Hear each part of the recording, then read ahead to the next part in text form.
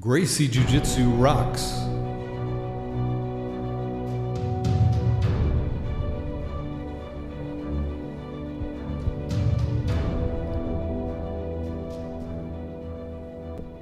Welcome to the Gracie Jiu Jitsu Rocks podcast, a podcast dedicated to Gracie Jiu Jitsu and all things Gracie, including self-defense, competition, anti-bullying, women's self-defense and empowerment, nutrition, and most especially, the people involved in Gracie Jiu Jitsu.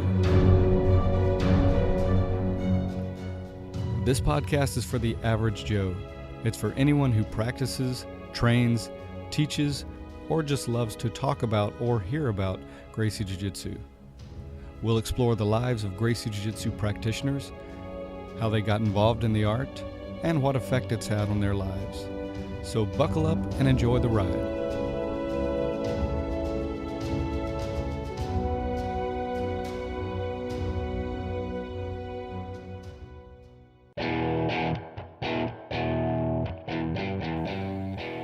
Welcome to episode 82 of the Gracie Jiu Jitsu Rocks podcast.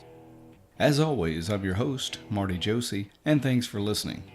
My interview today is with Jennifer Gray, and we'll get to that in just a moment. But before we do, we're going to do a Meet the Listener segment on today's episode.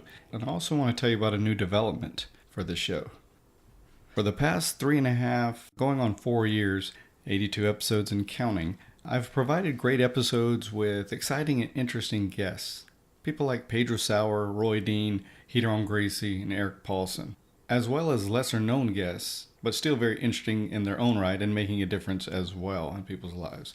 My goal with this show has always been to provide a show that's entertaining, educational, and inspirational. And I believe I've accomplished all of these through the exceptional guests and interviews, as well as through the Make a Difference, Make an Impact segments. The response and feedback I've received about the show has been incredible. It really moves me on a deep level, having heard from so many people about what they've gotten out of the show and how much they enjoy listening to it. It's far exceeded the expectations I had when I started it, and for that I'm beyond grateful.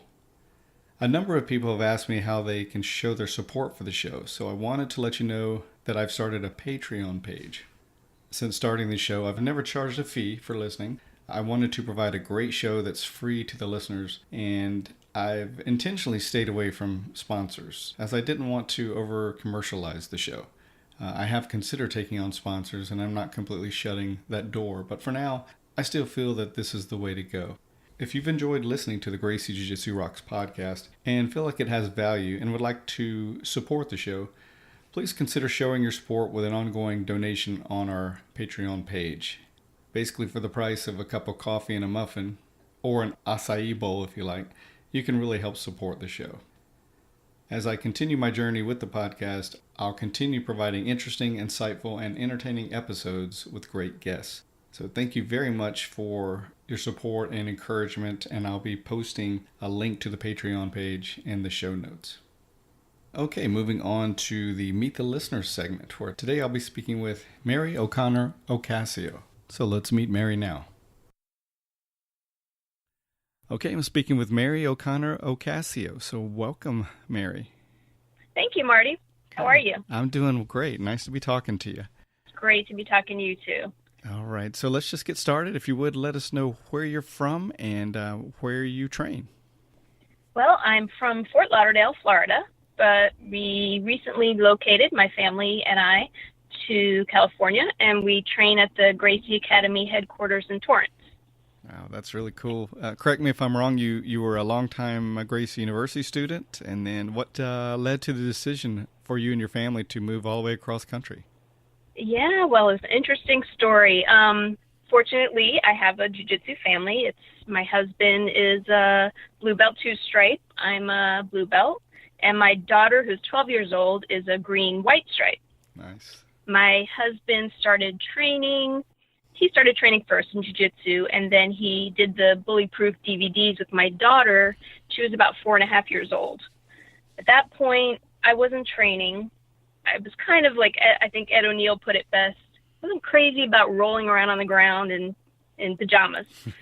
But we made our first trip to the academy in 2011 for my daughter to go to the bullyproof camp. And from then on, I was hooked. I had the bug after that. We returned back to Florida, and I started training Gracie University with my husband and my daughter. Then in 2012, I tested for my blue belt. And at that point, we were just training together, the three of us, Gracie University, traveling here and there to catch some seminars wherever we could, and then going in the summer every year to the academy in Torrance. And it started to get to the point that we didn't want to go home at the end of the summer. Yeah, I bet. All three of us, it was just paradise. It really is jiu-jitsu paradise. And we would just train all day, come back, to the hotel, shower, take a nap, go back, train in the evening. So at one point, my husband was like, we should move here. And I thought, that's crazy. I've been at my job for 20 years. I can't leave my job, can't leave my family. But then, year after year, as you're training more and more, the impossible seems to seem possible. Nice. So when we had the opportunity for my husband to transfer, we sat down with my daughter because, she's a preteen and, friends are important at that point. And we said, this is real. We have the opportunity to move to California and, train at the academy. And she was like, when do we leave? She was all for it. So we packed up our family last summer and moved to the academy. And it's been unbelievable. We had no problem at all. We had no problem making the transition from Gracie University to training at the academy full time, because the level of instruction at Gracie University is just unbelievable. It's like getting a private lesson, every time you train. So, it's been sort of surreal. We have all the classes, are taught by Huron and Henner. And then we have the Women Empowered all the time. We have instruction from Eve and Victoria. And you get a special treat every once in a while, and Grandmaster Horian's, teaching the class. It's just sometimes you look around and you're like, wow, Yeah, you got to pinch yourself, real. I'm sure. Yeah. So how this exciting. Is real. It took a lot of courage to uproot, your whole lives and move, but it sounds like it's been an absolutely great thing for everybody. Remind me your husband, his name? Frank. That's right. Shout out to Frank. Yeah. And your daughter, you want to say her name? Megan. Her name is Megan. She's awesome. Unbelievable. She's 12 and she does the master cycle classes with the adults. Wow. And she's just, it's been a wonderful experience. And I can't say enough about the academy. The students are great, the teamwork, everybody works together. There's no egos. They're really invested in your partner in learning and your partner advancing. Excellent. It's just amazing experience. I can't say enough how happy we are that we made the move. Awesome. I'm really glad that you guys did and it worked out so well. So what about your time off the mat? Do you have any hobbies that you do besides jiu-jitsu? Well, we're really just enjoying the California weather, and we love the beach, bike riding, hiking, and, just really spending time with my family. Wonderful. It's been amazing. Awesome. So what do you like most about the podcast? I'm a huge fan of the podcast. My daughter actually said to me last week, she's like, Mom, you're always talking about that jiu-jitsu podcast and telling people about it. I'm just a huge fan. I think it's great. I think it really relates to not only the average Joe, but the average Jane. I mean, it transitions over, from men to women. You don't feel like it's like a men's sport and that, you have no place for it. We really can relate to it. You keep it real, very clean, humble, no ego. And I really listened to it a lot, and it helped me a lot recently when I was injured and I had some time off the mat. Just keeping that jiu-jitsu mindset, listening to the podcast, you're sitting in the LA traffic, what better way to spend your time but to listen to your podcast. Well, great. It's really been amazing. Thank you. I really appreciate that very much. I'm like you. I definitely pass the time in traffic and driving, listening to podcasts. So thank you for that. And yeah. I like that. Not just the average Joe, but the average Jane. That's great. Definitely. All right. So do you have anybody you want to shout out to or thank before we close? I do. Well, my husband, Frank, my daughter, Megan, my family and friends in Florida, everyone at the academy. I just want to thank Horian for creating UFC and making jiu-jitsu what it is today. Gidon, Henner, Victoria, Eve, and all the awesome training partners at the Academy. Awesome. Well, so glad you're enjoying it out there, and thanks so much for coming on and letting the listeners know more about who you are.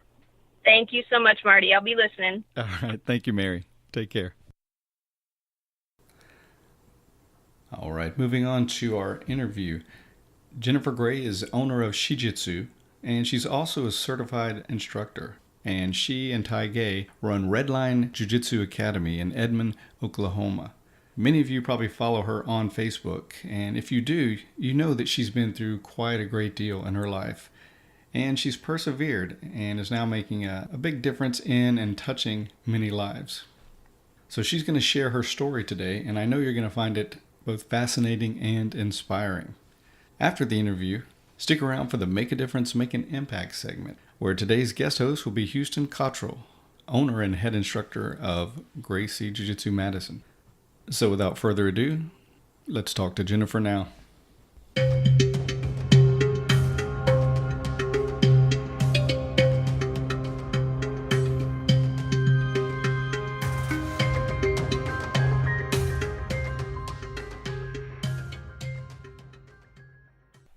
Okay, I'm speaking with Jennifer Gray, also known as Jiu Jitsu Jen, and she's the owner of She-Jitsu and an instructor and co-owner, along with Tai Gay, of Redline Jiu Jitsu in Edmond, Oklahoma. So welcome to the show, Jen. Thanks, Marty. Thanks for having me. My pleasure. You actually did a cameo, you and Tai, on the show for our recap of the Jiu Jitsu Lifestyle Summit episode. So you're no stranger to the show and to the listeners, but I'm really excited to be able to have you on for a full interview today. So, Jen, one of the reasons I wanted to have you on the show is because you've lived a very interesting life and you have a compelling story, and I know that many people will benefit from hearing it. So I do want to get into She-Jitsu and other things, including your Jiu-Jitsu journey. But before we get to that, let's talk about your life before Jiu-Jitsu so we can kind of contrast how different your life is today. So take us back, if you will, maybe start with where you grew up and what your early adulthood was like for you. Okay. Growing up for me was very difficult. I grew up in a very unstable household. We moved a lot. I think I can remember moving at least 15 times before the age of 12. My father was very abusive. He was physically, mentally, verbally abusive to me and my mom and my sister. So that was very difficult as a child growing up. And, getting into my early 20s and getting out on my own, I kind of fell into a really bad lifestyle, I guess you could say.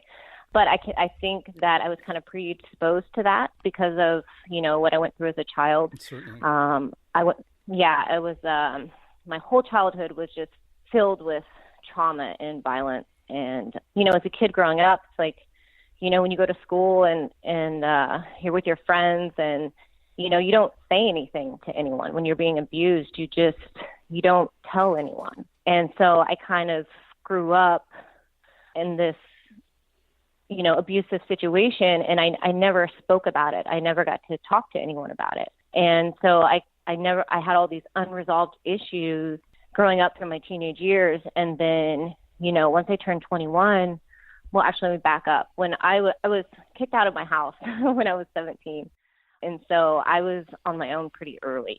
And once I got out there on my own, I got into the party scene and, I started drinking, and I started drinking pretty heavily. And I would drink so much that I would black out. I had a serious problem from the very beginning. And so I kind of, I wasn't very close with my family, and I didn't really feel like I had anyone in my life.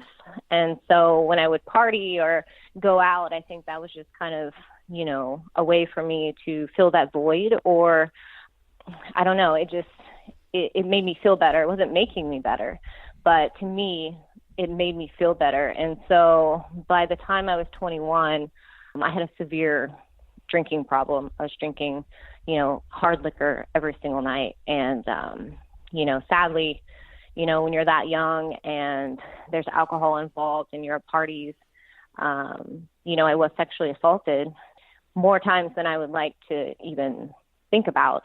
But back then, I didn't know that it was sexual assault. It wasn't until 10 years later that I realized that I was sexually assaulted. And so I do have this history of complex trauma. And so I developed PTSD. And I had no idea. I didn't know anything about mental health or mental illness or anything like that. That was really all I knew. I grew up, my family, besides my mother, she was not an alcoholic, but my father was in his side of the family, severe alcoholic. So at 21, I got with this guy, and he was like my first adult relationship. And this is where the story is going to get, it's going to take a kind of a dark turn. Okay. But I got with this guy, and, I really, at that age, I was 21, and I really thought that I was going to be with this guy forever, right? There was no one else. And he had a friend who was dating an exotic dancer, or as most people like to call strippers. And so, I remember we were just sitting on the couch.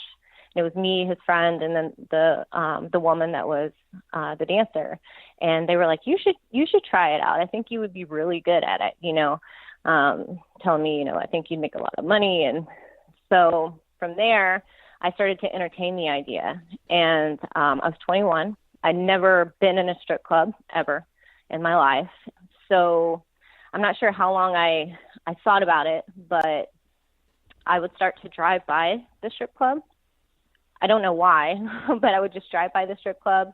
And then eventually my boyfriend went in with me. We went in during the daytime so that I could just see, what they did, how they danced and what I would be doing if I were to do that. And so we went during the daytime, and we left the strip club, and my boyfriend took me to this place, and he bought me a pair of stilettos and an outfit. And that night, before I left the house, I took 2 shots of Jägermeister and drove myself to the strip club, and I ended up auditioning completely alone. No one went with me. I was all by myself. And of course, I got hired, and I was there for about 2 hours. And during that 2 hours, I had accumulated $600. And to me, that was a lot of money. I mean, sure. We grew up extremely poor. Yeah. And we were on welfare. There were times when we, lived in shelters we even lived in a camper trailer once. Me, my sister, my dad, and my mom, the little camper trailers that you tack onto the back of a truck, right? We were literally living in one of those. It was like a pop-up camper, that's what it was. I know exactly what you're talking about. Yeah. And, we grew up on welfare, and so when I was exposed to that, not only was it the money, but I think it was the rush, and it was the attention, and being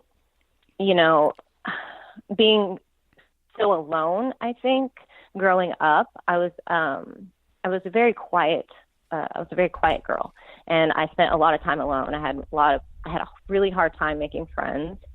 I was bullied a lot because we were poor, and they would make fun of my clothes or my hair because I didn't know how to fix my hair, and so they would make fun of my teeth and things like that. And so, when I came into this new world, I felt like I belonged there, which I think is probably hard to understand for some people, but I felt at home there, even though I was really in a very dangerous place.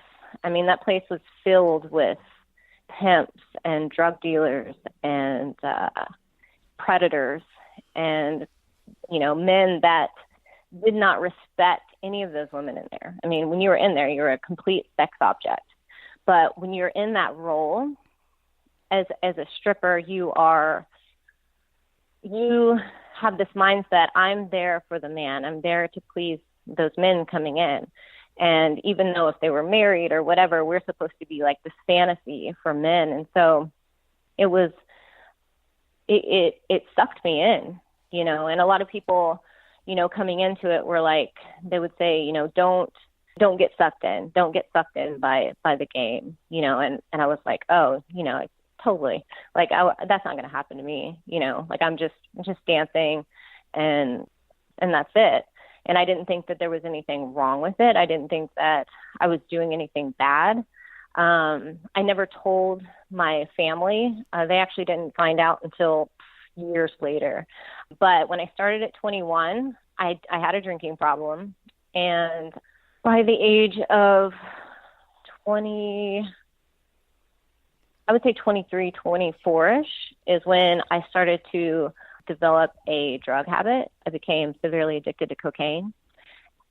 I'd actually never done any type of drugs at all before I entered the strip club, but I actually was befriended by a drug dealer, and we became really good friends, and we were hanging out like every single day. We were going out and going to the clubs like every single night, like 7 days a week. And I was, you know, spending, you know, at least $100 a day on cocaine. Mm.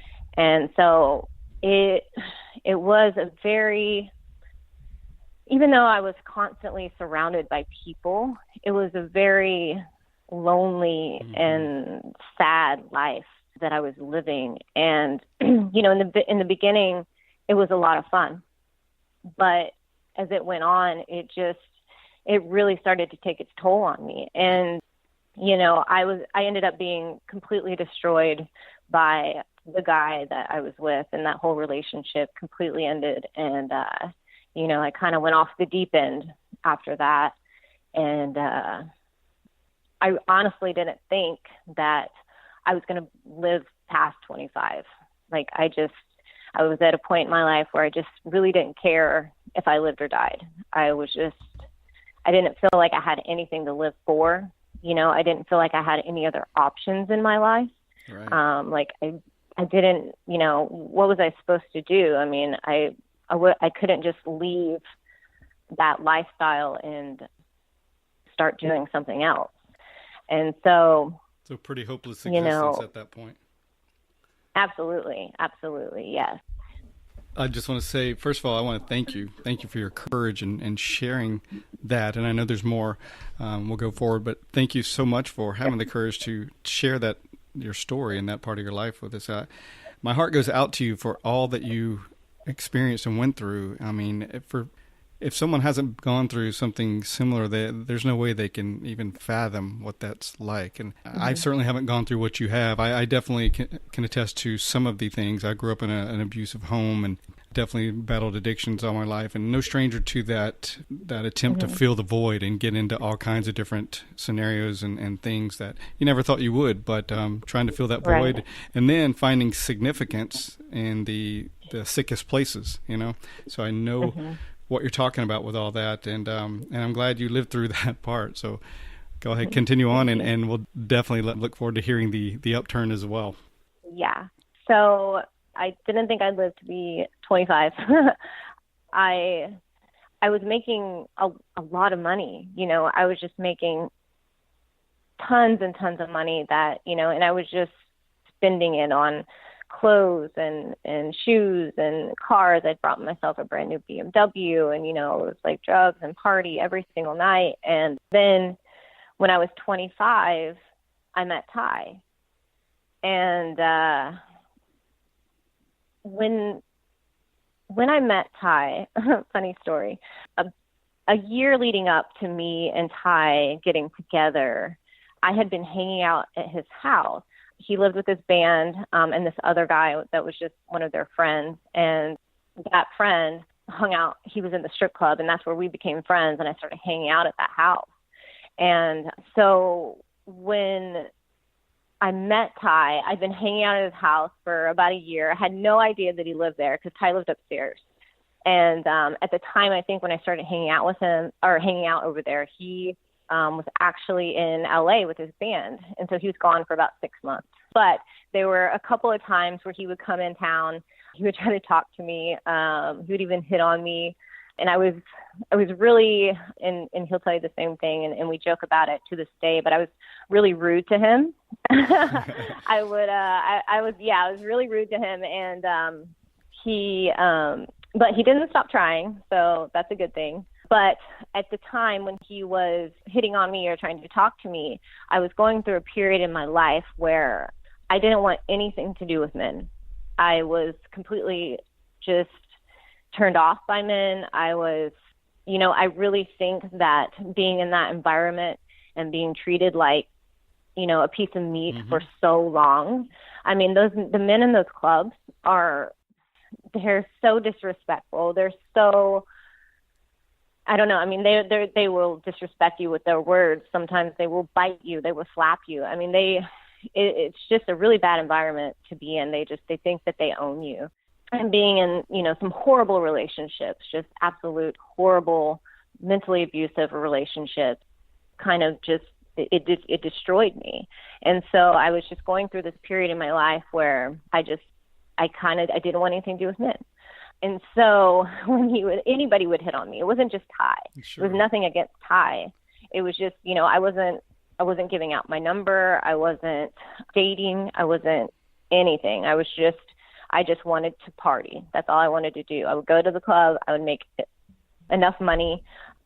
My limit was, I'd go in and make $200 and then I'd leave. That was just so I could take it and go party. So towards the end, I started to really hate it. And then eventually I went to the friend that I was hanging out with the most at Ty's house. And we were just friends. Like I never, brought a guy over there or anything. I wasn't dating anyone. And he asked me if I wanted to go to this rock show. Then I was like, sure, whatever, let's go. So we get there, and I remember getting out of the car, and he said to me, he's like, Jen, if you ever want to bring a guy around or something, like you totally can bring him over to the house if he's cool and stuff. And I was like, no, like, nah, I'm not into that right now, Right. And so I walked into the venue and I saw Ty, and I started talking to Ty, and he was like getting ready to do a show, and he didn't have any shoes on.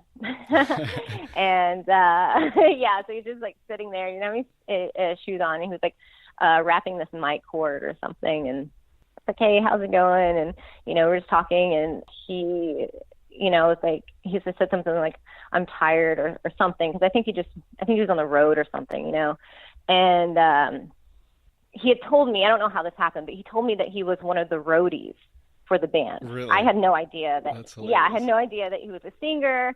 I've never, been to one of his shows or heard of his band or anything.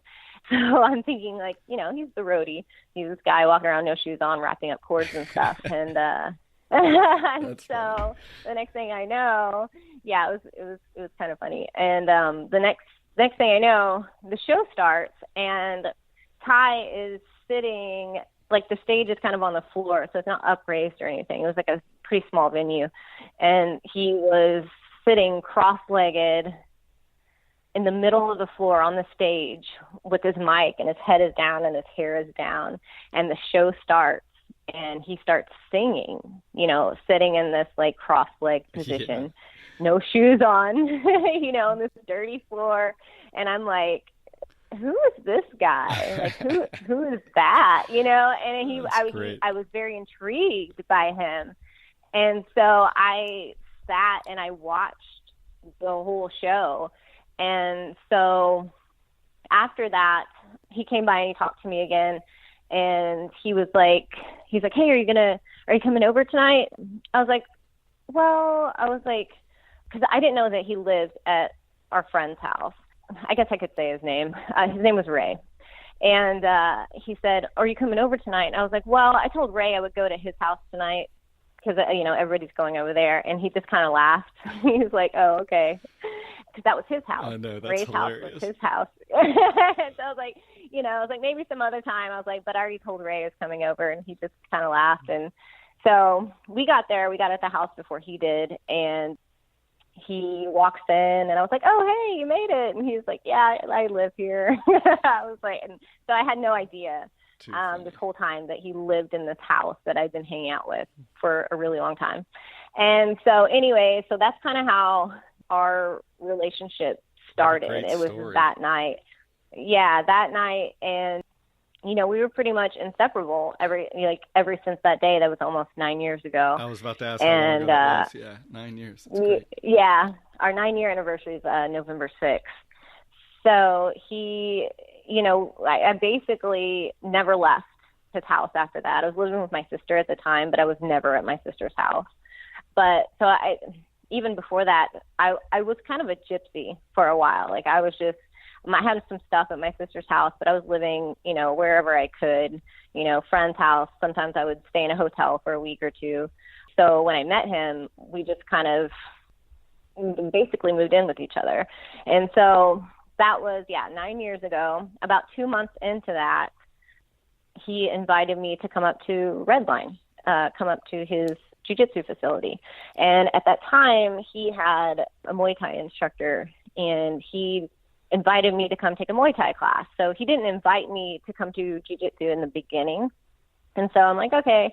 And so I came up, and, you know, I was 25, you know, I'm just coming out of this like horrible fog.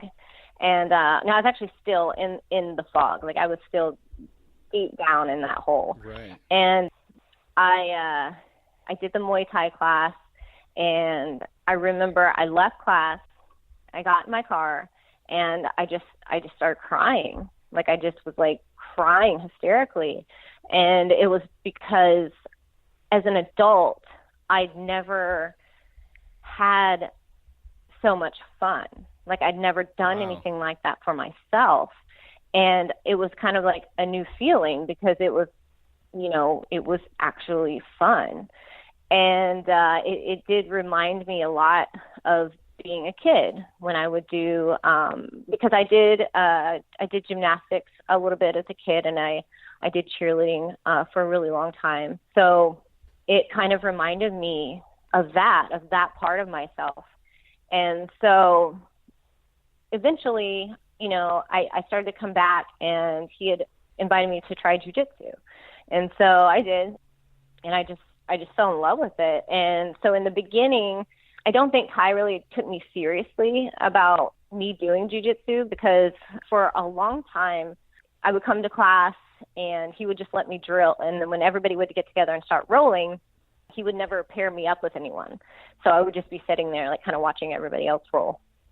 And so one night we get home like after class, and I was like, you know, hey, like why won't you let me roll? And he was like his eyes kind of lit up, and he was like, well, I didn't know that you wanted to. And I'm like, yes, I want to roll. I would love to roll. And so after that, I started rolling. And back then, you know, it was pretty rough back then. Redline, it was people always refer it to a meat grinder school, right? And the reason it's called Redline, Kai says, is because on your first day, you know, they want to push you to that red line, and you're going to throw up on your first day. Oh, wow. So it was very difficult for a female to come in there back then. So there weren't any females. There was one that had been training there, but when I started, she wasn't there. She'd been gone for like the first 6 months of my training. So I was the only female in there for the longest time, and smallest. You know, it was like 115 pounds when I started jiu-jitsu, and it was really hard, but it also, you know, it gave me, in the beginning, I didn't know what it was giving me. It was just giving me an outlet. It was giving me something else to do, something else to focus on. I had no idea that it was going to help me mentally. I had no idea that it was going to help me become a better person. You know, at that point, I just had no idea. I just loved it. So how far into it did you start realizing these things, that it was going to be life-changing for you? Let's see. I don't really know. You know, white belt, was, it was very difficult because for the first 2 years of my jiu-jitsu journey, I was still dealing with my addiction. I was still dealing with alcoholism and my cocaine addiction. And I was smoking cigarettes. I was smoking like a pack a day. And I would literally be outside in the back smoking before class. And so eventually, and I don't even know how it happened. I don't even know when it clicked or how it clicked. But one day I just stopped smoking. Like I just stopped smoking, completely just quit. And so it wasn't until, then I got my blue belt. And so what I'm trying to say is the first 2 years, I think, of my jiu-jitsu journey were it was fast. It was, just going in there and like grinding it out. And there wasn't a lot of thought put into it, I don't think. But once I became a blue belt, that's really when everything changed. I became a blue belt. I got my sport blue belt from Thai. And then we started to go into the Gracie Combatives. And so I'd already gotten my blue belt, and I started learning the Gracie Combatives along with Thai. Thai went through it first, and then I was the second one to go through from Redline. And so I actually failed my first time, which was good for me. It sucked then, but it was yeah. Really great for me. But it was a little disheartening because I felt like I was working so hard on this test, and then I had to wait, weeks to see that I failed. And so it didn't stop me though. I'm like, okay, well, I'm going to fix all these mistakes. And I did. The next test that I put through was so much better. And I think I made like a 95, 96, 97, something like that, high 90s. And the first one, it was like a 74, right? And I think they were even being nice probably. But so I went through that twice.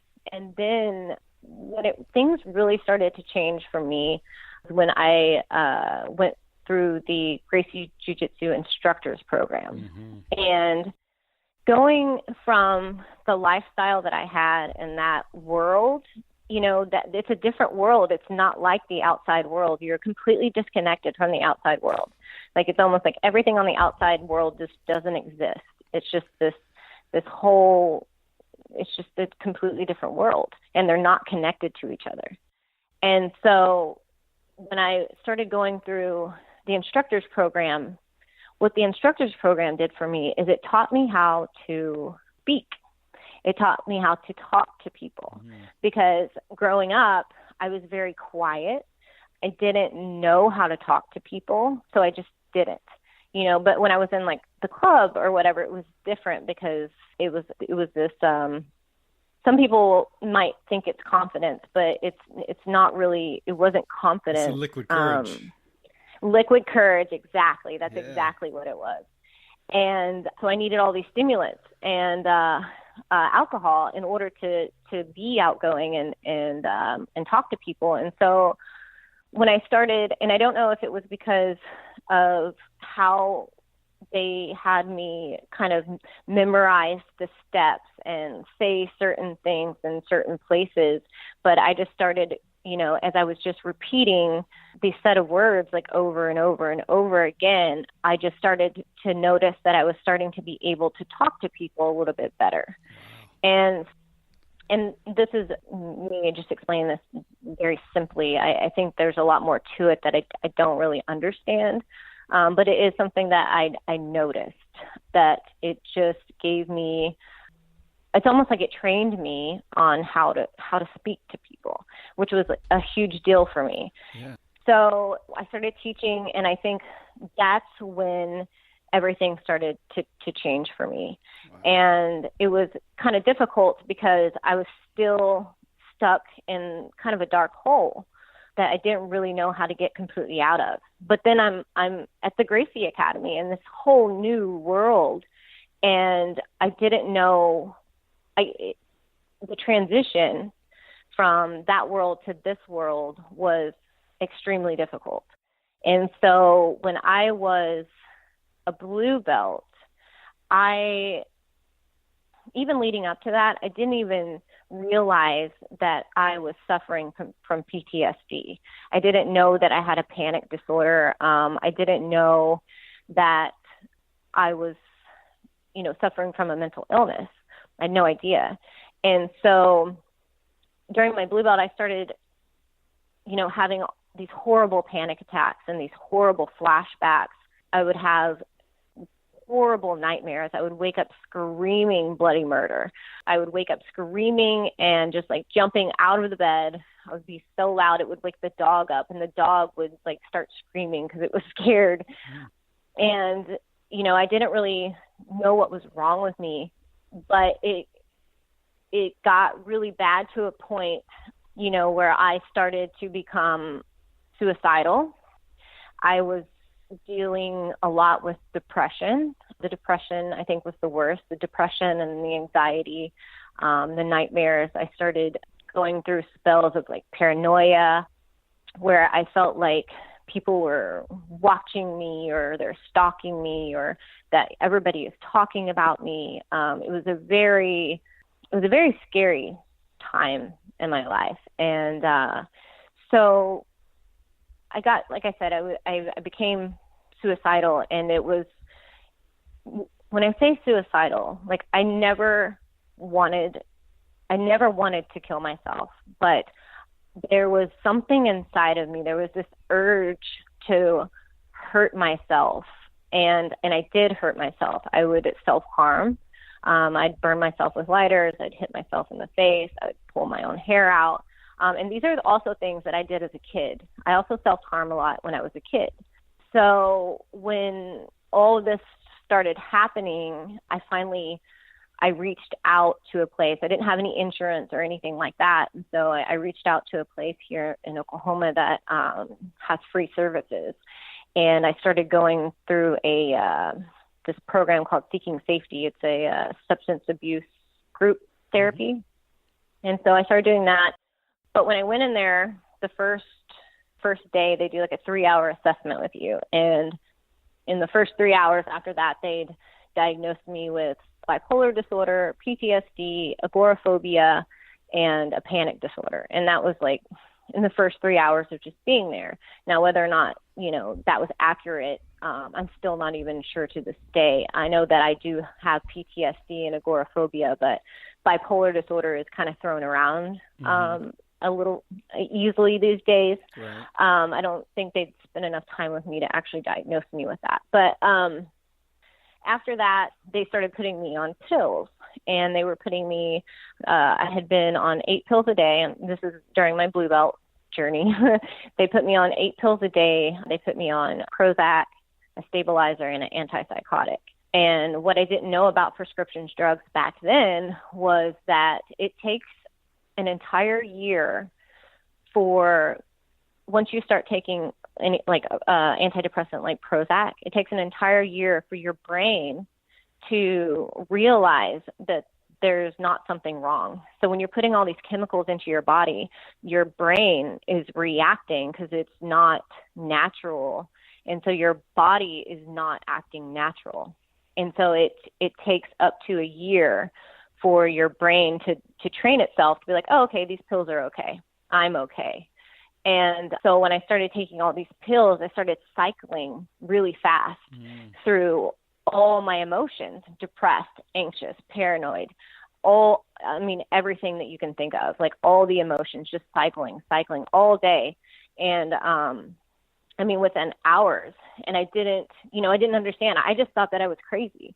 Like I felt like, they just diagnosed me with bipolar disorder, right? Which to me was like a death sentence, because bipolar disorder is something you're going to have for the rest of your life. And they diagnosed me with bipolar, but they did not give me medicine for bipolar, which I still to this day do not understand. So I took those pills for about 6 months. And, I was suffering from agoraphobia, and agoraphobia is you have a fear of going places because you're afraid that something bad is going to happen. And so it's constantly all these fears. Like I would just imagine the worst case scenario, being killed or somebody else being killed, or, anything of that nature. And so it would literally scare me from even leaving the house. So I was going through that. I was going through my therapy, once a week, my group therapy, the Seeking Safety program, which I completed.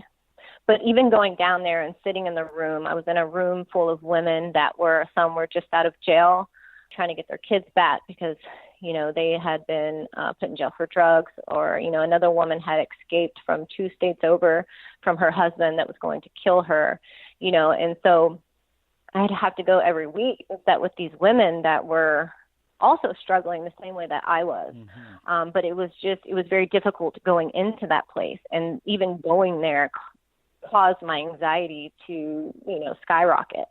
But what I learned through the Seeking Safety program was grounding techniques. And, basically what a grounding technique is, you're trying to ground yourself to the present moment, where you are right now. And one of the grounding techniques that I started to use that was really helping me, that actually started to help me get out of the house and start to go places, was looking at objects without judgment. Meaning, if I have to look around the room and name objects that I see, but I can't judge them, meaning I can't look at the wall and say, tan wall. I can't look at the carpet and say blue carpet or brown table. You have to look at it, the lowest common denominator, and you have to say table, floor, wall, fan, couch. So you can't judge these things. Right. And what I started to learn and do is it started to help me look at people without judgment. I started to look at myself without judgment. I started to just see myself as me. And so not only were these grounding techniques helping me kind of get my mind off of that anxiety and those fears, but it was also helping me not judge myself, because I was full of self-hate and self-pity because of my past. And so once I finished that program, I went into DBT therapy, and DBT therapy is a dialectical behavioral therapy, and it's also group therapy. And I walked in, and again, my anxiety level is 10. And so my first day, they wanted us to rate our anxiety level. What's your anxiety level? I said, it's 10. And so they had us all close our eyes, and they turned on a guided meditation from YouTube. It was like an 8-minute guided meditation. And so we sat there for 8 minutes, did this breathing guided meditation. And then when we opened our eyes, they said, rate your anxiety level again. And it was like down to a 3. And I was like, wow, nice, yeah. I've never had anything like that. Just go in 8 minutes, go from a 10 to a 3. And so that's when I really started to dive into meditation and yoga. And those are the things that helped me kind of get through all that, get out the door and start applying the things that I was learning and the things that I wanted to do. So I eventually stopped taking those medications because I felt like they weren't working. I felt like they were just making me worse. I'd have to go to the doctor every 30 days, and I would literally wait for 2 hours to see the doctor, and the doctor would say, are you getting any better? And I would say no. And then they would just up my dosage, and every single 30 days. And so I took myself off of that. And when I started doing, the meditation and the grounding techniques, I started to get better as a person, like on my own. I wasn't using any kind of outside things like alcohol or drugs or anything like that to make myself feel better. I was able to find other things that were, huge shift. I was able to start, meditating and, doing yoga and actually seeing the difference. And I think that was my turning point.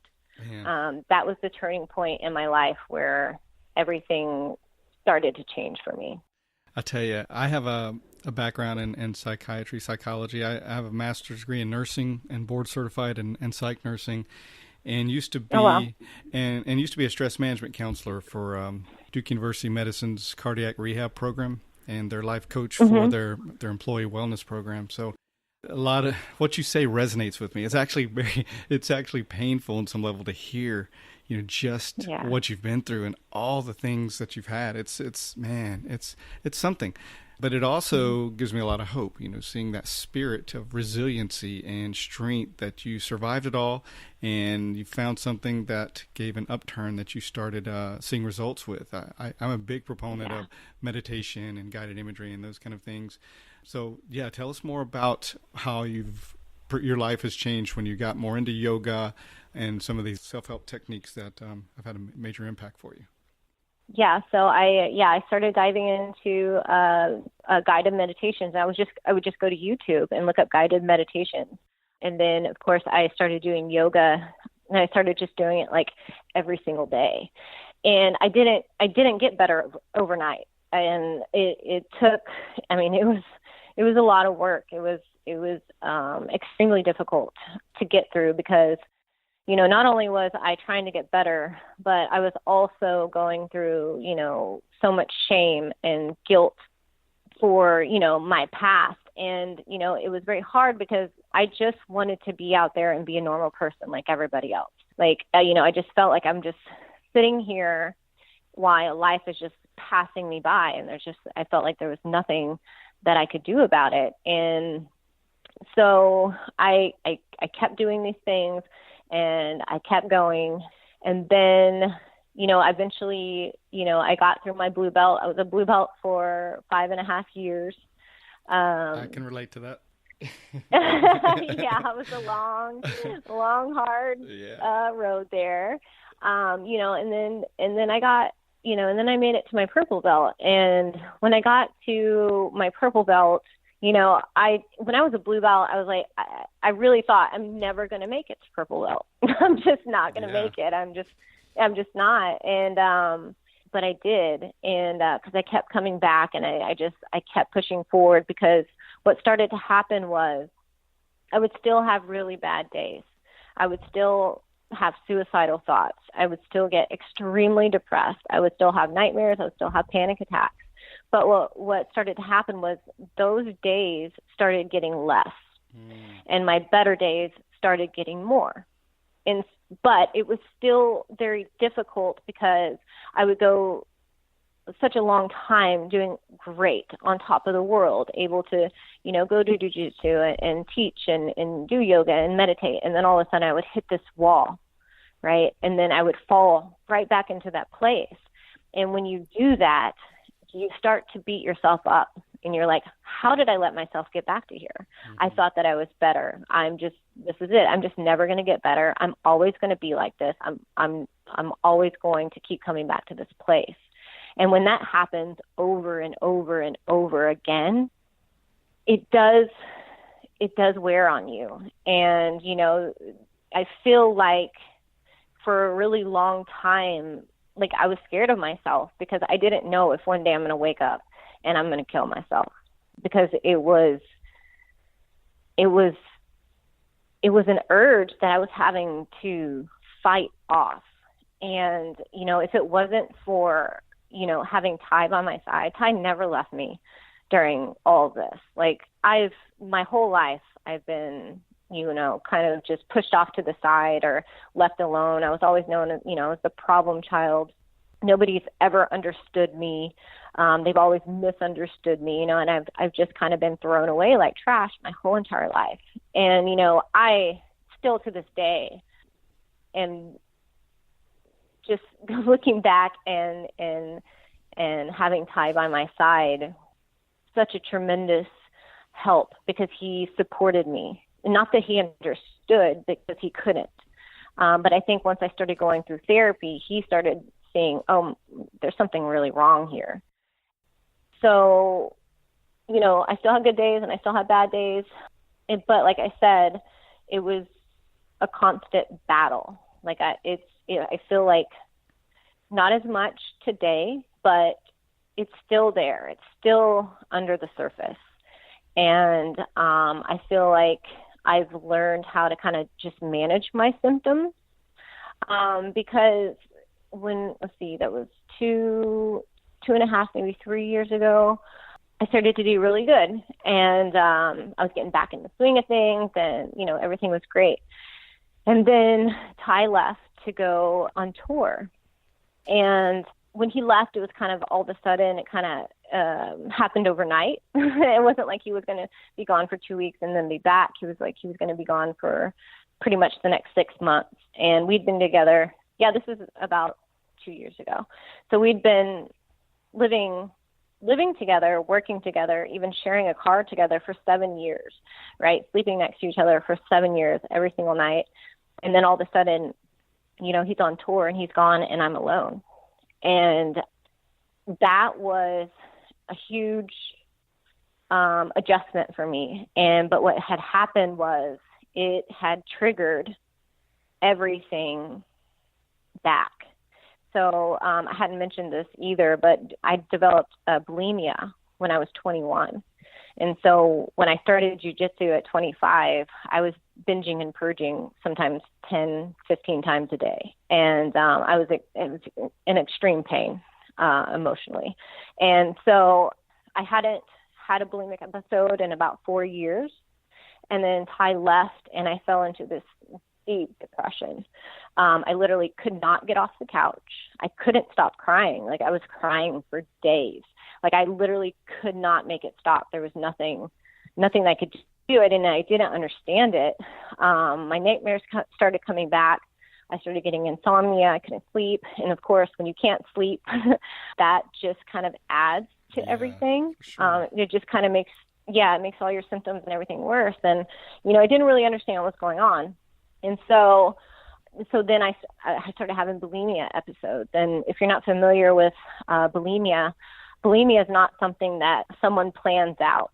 It just kind of happens. It's almost like it's almost like you don't have control of it. Mm-hmm. It's like I didn't plan on doing that. I didn't even realize that it was happening until after it happened. And so then I started seeking out help again. And I had called around. I wanted to get EMDR therapy, and which they've had a lot of success with people with PTSD and things like that. And because I knew that I had PTSD. So I called around and, started talking about what was going on. And they were like, you don't really qualify for that. Your trauma is a little more deeply rooted. And so a lady on the phone told me, you're probably looking at being in psychotherapy for the next 10 years.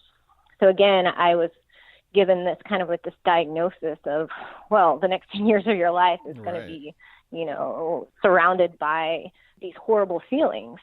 And so I started seeing a psychoanalyst, and I was seeing her twice a week for a year. And what I started to realize was that feeling that I was having, that I had, why I went into this deep depression, and I just couldn't stop crying. It was like the worst, the most horrible sadness, like the most painful sadness that I've ever felt. And I've never felt it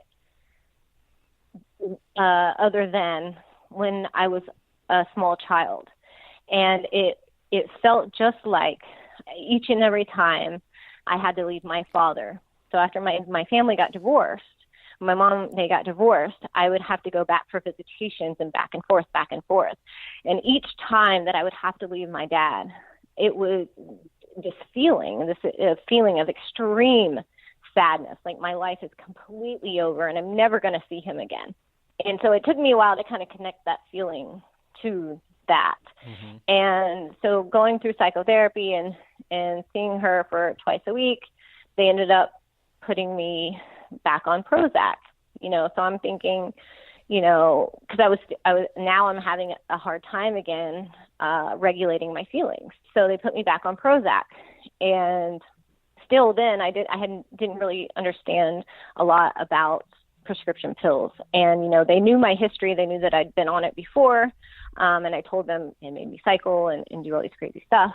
And so I got back on that. And like the first month, it was okay. I felt like it was kind of numbing the depression. But then I turned into a completely different person. It was like it was very difficult. Took your spark away, right? It did. It took everything away, and I just felt like I was back in a position to where nothing mattered anymore. Like, my life doesn't matter. Like, none of this stuff matters. Like, I'm never going to get better, you know, and I was becoming a different person, but I was also just like sick of therapy. I was like sick of these pills, but I also was not in my right mind because I'm on Prozac and not having any idea what the side effects were going to be this time. Like, I didn't know. And so, you know, I kind of had another breakdown. And so then I took myself off the pills again.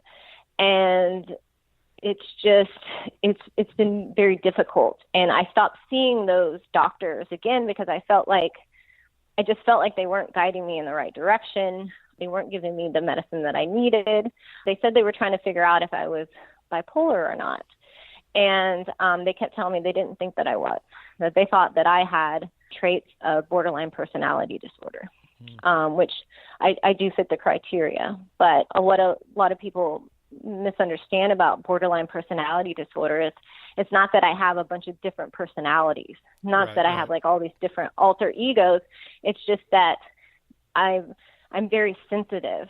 And so when I'm sad, I'm really, really, really sad. Right. When I'm happy, I'm really, really, really happy. Or when I'm angry, I'm really, really, really angry. So the scale is just extreme in comparison to someone that has, you know, normal emotions. Yeah. That's what borderline personality disorder is. Your feelings are just super amplified all over. Yeah. Exactly. Yes. And so, you know, starting to learn this, and also I understand that a lot of these diagnoses that they throw around is just, you know, it's changing. It's a very broad spectrum. So I don't like to label myself. I'm not my diagnosis. Right. Those are my symptoms. Those are just a way to categorize what's going on with me. So I still, you know, the only thing that has really helped me get to where I am today is the yoga and the jiu-jitsu and the mindfulness and everything that I've learned throughout my therapy, these coping mechanisms that have just kind of helped me get to where I am today. And also becoming sober. Yeah. That was a big deal, because I started slowing down on my drinking, but I was still drinking because everyone drinks, right? I mean, It's so socially acceptable. It's not a problem. Everybody's drinking, right? See it on the TV, on commercials, on movies and TV, and, you know, and it's not a big deal for those that aren't addicts. Yeah. And so I never really saw it being a problem because I wasn't drinking till 6 o'clock in the morning. I wasn't drinking a whole bottle of vodka. I would just have 2 to 4 drinks at a time, and that was it. But looking back, it was affecting everything. It was affecting my sleep and my moods and my anxiety. And so for me, that was another big jump, was to completely stop drinking. So how long have you been sober now? It was very difficult. I've been completely sober for 60 days. Oh, so this is kind of like a very new thing that I've done. But I've noticed the biggest difference now, because just being around, Ty's in a band. So, we'll go to shows, or we'll do this, and I'll have a drink there or a drink here, or, sometimes even at home on the weekends, I'll have like a glass of champagne or like a couple of shots. Like, no big deal. That's no big deal to anyone else. But I know that it was affecting my brain and my BPD. I could tell that it was. And so I decided to completely stop drinking and go completely sober. So That's huge. Good for you. Thank you. And I'm trying to do everything that I possibly can to get better, because I'm so sick of finding myself back in that place. And even though I'm still struggling, because I'm not perfect. I'm not 100% over everything. I'm not even 100% better yet. I'm still working on myself. I'm still, I'm still, battling depression, anxiety, and nightmares and panic attacks, and I have dissociative episodes sometimes. So I'm still trying to figure out ways to get better. Yeah. So that's kind of where I am now. But you know what? You know what, Jen? Imperfect people change the world. So, none of us are perfect, and we're not going to be. But right. A couple of quotes I got from your Facebook. One is, see your beauty without a compliment or mirror, which I love. And another is, when you're talking about, changing. The other one is, yesterday I was clever, so I wanted to change the world. Today I am wise, so I am changing myself. And that's from Rumi. So I love those, and I think we all can take a lot away from those. And we're all works in progress, and we're always constantly working. And to say you've been through a lot is, it doesn't even begin to do it justice. You've been through an incredible amount, but from where you've come from to where you are is amazing. And yeah, it's an ongoing struggle, but you're growing and learning and moving forward. And in doing so, you've been able to inspire a lot of people, because that's the beauty of our lives. You don't have to be perfect to influence others and to help others. And sometimes the only way to really deal with our trauma and our pain is by finding some kind of meaning in it and strength, at least. And if nothing else, that meaning can be to help others and help them heal. So you're really doing that. So my respect to you. Thank you. Yeah. Thank you. Let me talk a little bit about Ty, because I know he's been such a big, important part of your life and a big influence. And I think he was, I believe, my second or third interview when I started the show, probably 3.5 years ago when I just started. So it's cool of him to do that. He's a great guy. And Ty, I'm sure you're going to be listening to this, so I just have one thing to say to you: don't suck.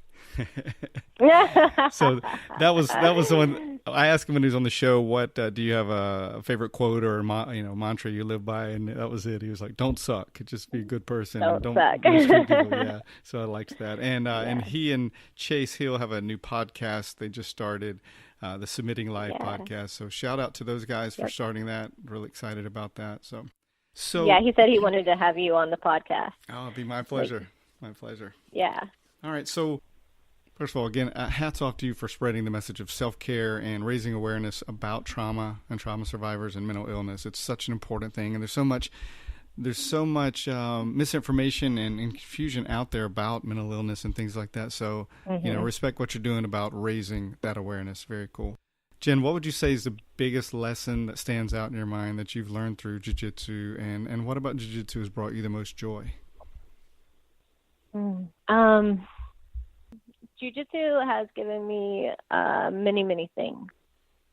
It's given me a lot of confidence in a way that no clothes or shoes or fancy cars could ever give me. And, I think as a woman coming into Jiu-Jitsu, when you step onto the mat, you don't have any shoes on. You're not wearing fancy clothes. You're in the same exact outfit as all the other men and women on the mat. You're not wearing any makeup. You don't have to fix your hair. So it kind of strips you down into, to who you truly are. And I think that is, for me, was an important feeling, because it made me feel equal to people. It made me feel equal it makes me feel equal when I'm on the mat. I feel like I'm equal to my training partners, because there's, I'm not being judged by the way that I look. I'm not being judged by my past or my mental illness or, how much money I make. I am just there to learn Jiu-Jitsu and to teach Jiu-Jitsu and to become a better person. And I think that's what we're all there doing together, is we're just trying to get better at Jiu-Jitsu. We're just trying to get better at life. So for me, I think the biggest thing that Jiu-Jitsu has done for me is just make me feel equal in society and equal in a sense to where I feel like I'm worthy of something. It did give me, the sense of self-worth. And I don't know if that comes from the confidence of knowing how to defend myself, because I feel very confident in my self-defense. but I also feel very confident in sharing it with others and being a teacher. And that's something that I absolutely love. And when I teach jiu-jitsu to women, and especially women, it is very, it's a very powerful thing for me personally, because I feel like I get to show women that there's so much more. Because jiu-jitsu made me feel like I'm so much more than I ever thought I was. And, and people that don't know what jiu-jitsu is, it's this beautiful art, but it teaches you a lot of things about yourself. It makes you face who you are. And I think jiu-jitsu did that for me. And it kind of put me in this position where I had to, face myself, and I'm having to get rid of that person that I was. And there's no way, I don't think there's any way that I could have done it without jiu-jitsu and learning how to become a teacher. Wow. I really do credit jiu-jitsu and the lifestyle to, feeling more worthy of myself. And that was, when you feel worthy of yourself, then you want to take care of yourself. You want to get better. And so I wanted to be a teacher. I wanted to be a jiu-jitsu teacher. I want to do jiu-jitsu. I love rolling. I love doing these things. But if that's what I want to do, I have to learn how to take care of myself. And so I think it kind of, forced me into going out and seeking these things, because if I didn't, then I wouldn't be able to do what I do. Yeah. And I don't think if I would have found jiu-jitsu and kind of saw it as this whole new life, that I wouldn't have went out and gotten any help, because I didn't, before jiu-jitsu, I didn't think there was anything else. I don't have any other options in my life. Right. But jiu-jitsu opened up this whole new life for me. It opened up, this door to a life with quality. And, I could go out and get a job and go work at Walmart, but, that to me wouldn't have given me any sense of quality in my life the way that jiu-jitsu did. And so when I found jiu-jitsu, I gave up everything. Like I literally, when I started jiu-jitsu, I had nothing. And I let everything go. I let the money go. I let my car go. I let all my fancy clothes and my shoes and everything go. And I stopped wearing makeup, and I stopped caring so much about my hair. And I think that's because I started to find more self-worth. And I really do credit that to jiu-jitsu and walking on the mat and just feeling equal to the people that are there. That's beautiful. It reminds me of be the change you want to see in the world. And I love how you put, when you get on the mat, there's truth on the mat. And on the mat, you can't, you don't have to, and you can't actually bring your preconceived notions, your surface, your labels, and the masks that we all carry. You can't do that. In fact, you have to get rid of those and be real. Yeah, exactly. So jiu-jitsu has been a powerful force in your life. And you also took it to the next level by starting She-Jitsu. So for those who aren't familiar with that, how did that happen, and what's that been like for you? She-Jitsu started, I think, back around, I came up with the idea, I think it was like in 2012. And it was because, back then I was the only woman training. There was not as many women training as there are today. There's been a huge growth since I've started. But so back then I started seeing all these benefits that was giving me this new life and this outlet. And I wanted to share that with other women. I wanted to get other women involved. And I didn't really know how. And I didn't really know what I was doing. I mean, you don't really know what you're doing when you're a white belt and you're blue belt. And, but I just knew that I wanted to help women get to the mat. And I wanted to inspire women to get to the mat. But I also wanted to raise awareness for mental health and mental illness because I was suffering.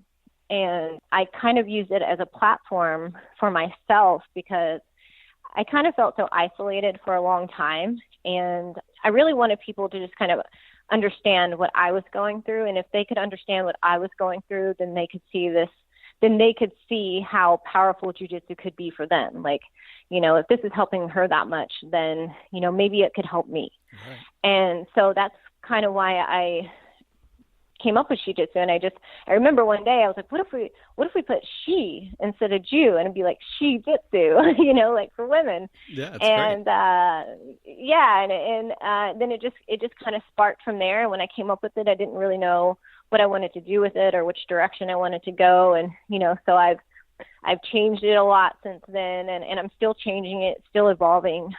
But then me and Ty, we came up with I don't even really remember exactly how it came up, the Real Men Empower Women. Yeah, I love that. And I had no idea, you know, how much or how important this message was going to be when we first came up with it. And so I was like, you know what, I'm going to put this on a t-shirt.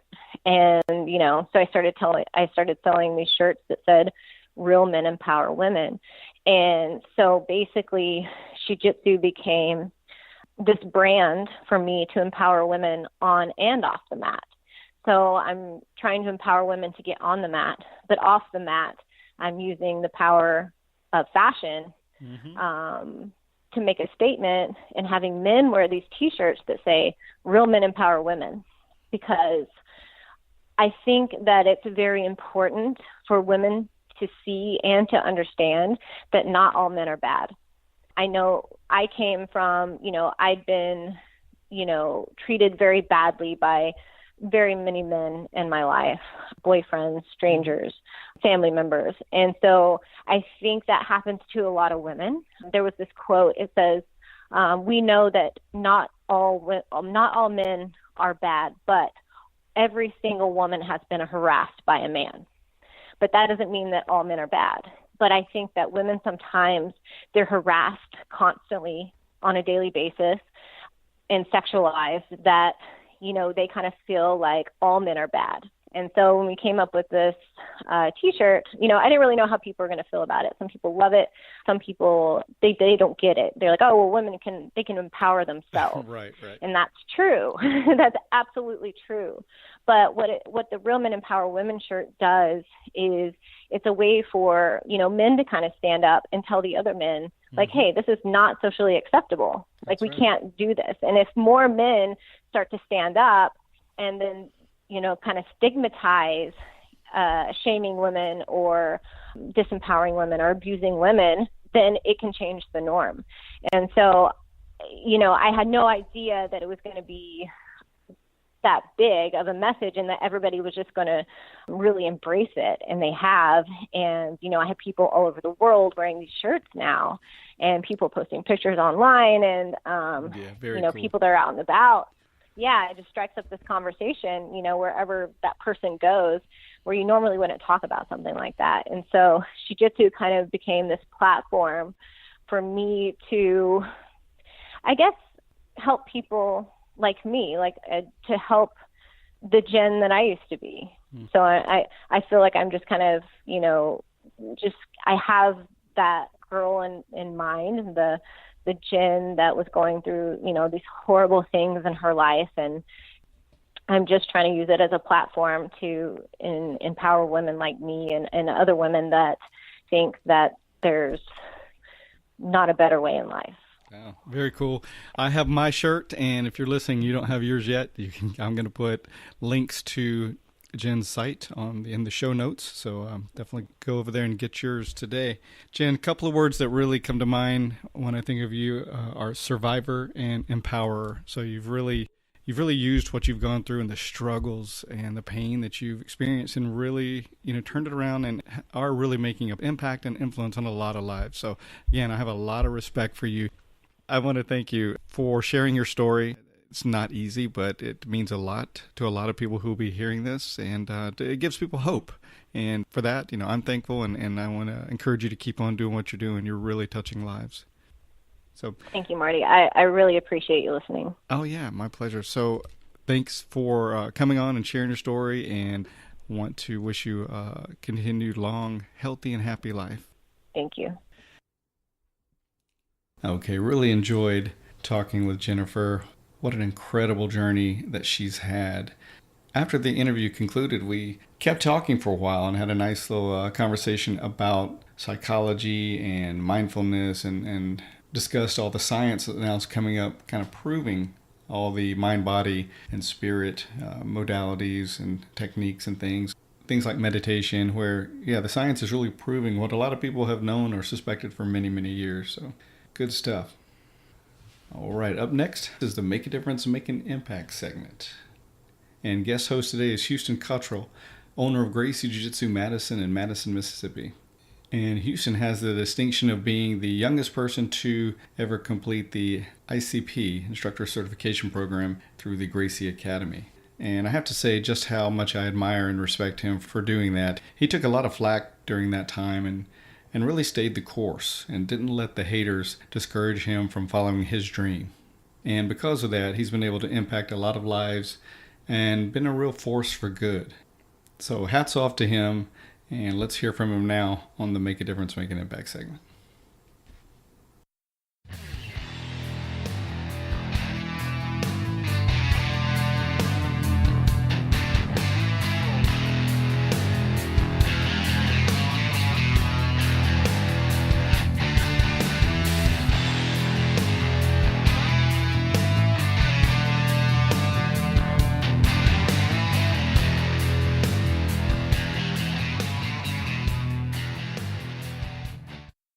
Hello, my name is Houston Cottrell. I'm the owner and head instructor of Gracie Jiu Jitsu in Madison, Mississippi. I want to tell you guys a quick story and give you a little background on my martial arts journey so far.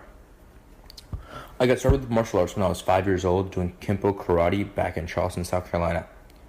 My head instructor at the time, his name is Reggie Westbrook, and great role model, successful business owner, been teaching Kempo karate for many, many years. When he found out that I was going through the instructor certification program and planning on opening my own academy, he wanted to give me some advice.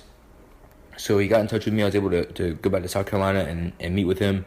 And some of the advice he gave me was this: people will never care how much you know until they know how much you care. And for me, teaching Gracie Jiu-Jitsu, that comes into play every single day. And it's all about building the connections, and you end up learning from everyone. And the crazy part is it doesn't matter if they're 4 or 74 for that matter. Everyone has something interesting that they bring to the table, something new that they offer that you couldn't learn unless you were spending that time with them and building those connections with them.